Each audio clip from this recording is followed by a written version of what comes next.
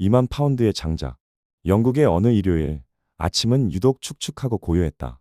피부 깊숙이 스며드는 차가운 안개 속을 달리는 낡은 자동차 안에서 보긴스는 마치 낡은 껍질을 벗어던지는 뱀처럼 옷을 갈아입었다. 잠시 후 백밀러 속에는 탐욕스러운 골동품 상인 대신 자애로운 미소를 띤 목사 한 명이 서 있었다.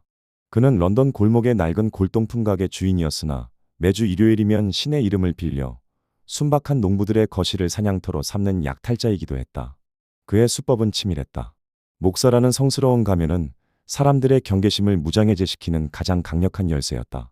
그는 농가의 문을 두드릴 때면 항상 필요보다 딱 한 번 더 정중하게 고개를 숙였다. 사람들은 그 마지막 한 번의 인사의 마음을 열고 조상 대대로 내려온 가구와 은밀한 유산들을 기꺼이 보여주었다. 가치를 모르는 이들에게 보물은 그저 낡은 짐짝일 뿐이었고, 보긴스는 그 무지를 이용해 수천 파운드짜리 명품을 단돈 몇 실링에 가로채는 성스러운 사기극을 즐겨왔다. 세 곳의 농가에서 허탕을 친 뒤 그는 걸음향이 진동하는 루민스의 농가에 발을 들였다. 엉망진창인 거실 한 구석, 잡동사니들이 산더미처럼 쌓여있는 곳에서 보긴스의 눈이 번뜩였다. 지저분한 천 조각을 걷어내자 옅은 꿀색을 띤 마호가니의 자태가 기적처럼 드러났다. 손끝에 닿은 나무의 감촉은 차갑고 묵직했으며 상판을 타고 흐르는 곡선은 숨이 막힐 만큼 정교했다. 그것은 의심할 여지 없는 18세기 영국의 거장 토머스 치펀데일의 진품이었다. 서랍장의 우아한 곡선은 귀족 여인의 매끄러운 어깨선 같았고, 황동 손잡이는 세월의 때를 입어 더욱 고혹적인 빛을 내뿜었다. 보긴스는 전율했다. 이 눅눅한 시골 구석에 이런 국보급 보물이 처박혀 있다니, 이건 신이 내린 기적이었다.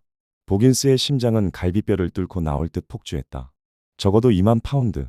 보긴스가 평생을 바쳐 쫓아온 안락한 은퇴와 화려한 노후를 단번에 보장해줄 거금이었다. 하지만 그는 노련한 독사였다. 먹잇감이 눈앞에 있을수록 더 차갑게 식어야 한다는 것을 본능적으로 알고 있었다. 그는 오히려 안타깝다는 듯 미간을 찌푸리며 서랍장을 구두 끝으로 툭툭 쳤다. 아, 참 유감스럽군요. 이건 아주 조잡하게 만들어진 가짜입니다. 나무 질도 형편없고 조각은 유치하기 짝이 없네요. 그저 겨울날 땔감으로 놨으면 딱 어울릴 물건입니다. 서랍장의 주인인 루민스는 마치 오래된 친구에게 사과하듯 거친 손으로 나무를 한번 쓸어내렸다. 그의 눈에는 미안함과 당혹감이 서려 있었다. 보긴스는 이때를 놓치지 않고 차가운 쐐기를 박았다. 그는 사냥꾼이 덫을 놓듯 아주 정중하고 자비로운 목소리로 속삭였다. 다만 저희 집에 다리가 부러진 의자가 하나 있는데 이 서랍장의 다리 부분은 재료로 쓸 수 있겠군요. 땔감 값으로 20파운드 정도면 어떻습니까? 가엾은 농가 형편을 생각해서 제가 베푸는 작은 성의입니다.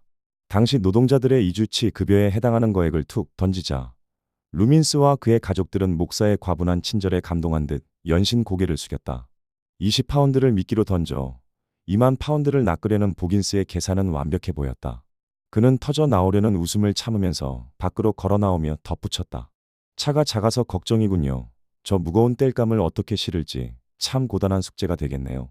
그는 차를 세워둔 곳까지 천천히 걸어가며 혼자만의 축제를 시작했다. 발걸음은 깃털처럼 가벼웠고 안개 사이로 비치는 햇살은 마치 자신의 성공을 축복하는 조명 같았다. 2만 파운드. 그 숫자가 머릿속에서 황금빛으로 전멸했다. 신이 정말 계신다면 오늘 내 손을 들어주신 게 분명하다고 그는 확신했다. 이건 사기가 아니라 무지한 농부에게 푼돈이라도 쥐어주고 가구를 구원하는 성스러운 일이라며 스스로를 합리화했다. 그는 벌써 런던의 화려한 저택과 고급 와인을 상상하며 입가를 닦았다. 탐욕은 이미 그의 눈을 완전히 가렸다. 그 시각 남겨진 농부들은 아주 진지한 회의에 빠졌다. 루민스의 거실에는 묘한 긴장감이 감돌았다.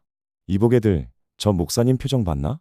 우리 물건이 너무 쓰레기 같아서 차마 말을 못하시는 눈치였어.